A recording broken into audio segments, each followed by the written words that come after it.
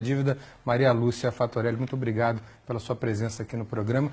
Eu queria que você tentasse explicar em 3 minutos, o que é difícil, a tarefa é árdua diante do massacre de propaganda do governo a favor da reforma da Previdência. Eu queria que você explicasse por que o déficit, o famoso déficit da Previdência, é na verdade um déficit fabricado, que é a tese que você defende, e queria que você explicasse isso à luz do parágrafo 194 da Constituição Brasileira. Em primeiro lugar, agradeço a oportunidade de estar aqui com vocês. Uma honra para a Auditoria Cidadã da Dívida. E essa questão da Previdência, ela foi a maior conquista da Constituição Federal. Os constituintes colocaram no artigo 194 da Constituição a seguridade social, a segurança do povo.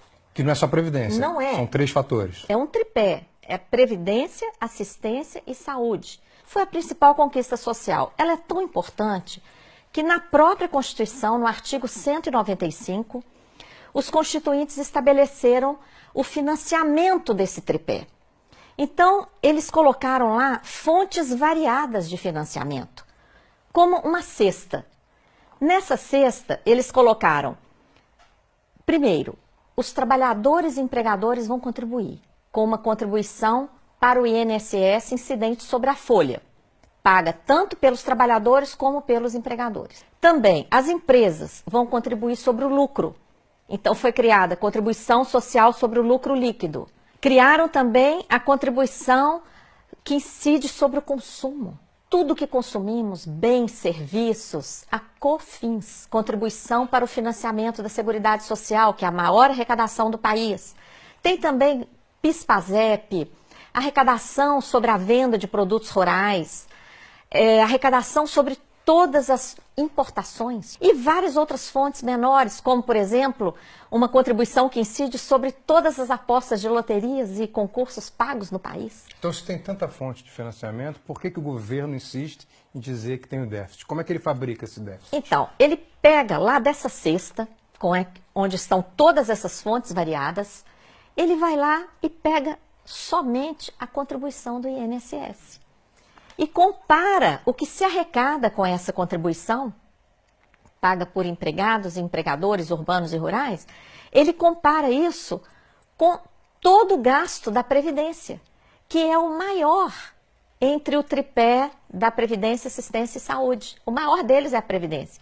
E quando fazemos a conta honestamente, considerando todas essas fontes e todos os gastos com Previdência, Assistência e Saúde, o que a gente obtém? Uma sobra de recursos de dezenas de bilhões de reais todo ano. Sem falar que há dívidas de empresas que têm um montante de 350 bilhões com a Seguridade Social, né? Isso, a sobra de recursos ainda poderia ser muito maior por causa da sonegação, que você menciona, que ultrapassa 400 bilhões de reais, segundo estimativas, inclusive a lista dos devedores da Previdência. As desonerações, que são setores que são liberados de contribuir para a Seguridade Social. Por exemplo, o agrobusiness.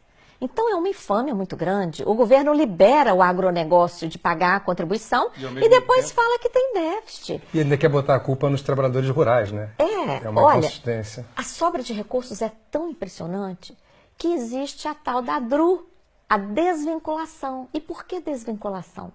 Porque essa cesta de contribuições, elas são vinculadas pela Constituição para a Seguridade.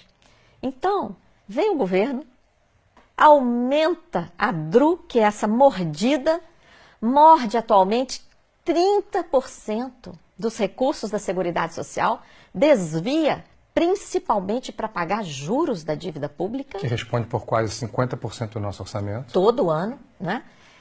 E depois vem falar de déficit? Não. Maria Lúcia, essa explicação dos ovos, né, dos 8 ovos na cesta, é muito boa, porque ela consegue se contrapor a essa propaganda maciça do governo que tenta impor uma visão da reforma da Previdência para o grande público. E, ao mesmo tempo, a grande mídia faz o mesmo, inclusive através de analistas políticos que sempre repetem: a reforma da Previdência é primordial e sem ela o país vai quebrar. Muito obrigado por ter sido tão clara com a gente.